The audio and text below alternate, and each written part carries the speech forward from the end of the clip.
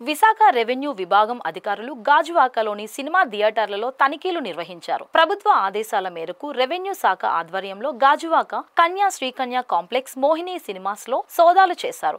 తినుబండారాలను అధిక ధరలకు విక్రయించడం, ఫైర్ అండ్ సేఫ్టీ మొదలైన అంశాలకు సంబంధించి తనిఖీలు నిర్వహించినట్టు తెలిసింది. ఈ సోదాలలో ఆర్టీఓ శ్రీలేఖ, గాజువాక ఎంఆర్ఓ శ్రీవల్లి సిబ్బంది పాల్గొన్నారు.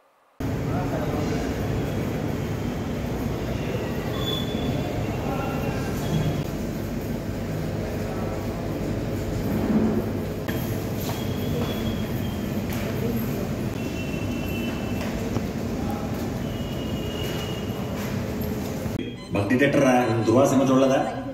నీవు అంతమంది కూడా ఇన్వెస్ట్ చేసేది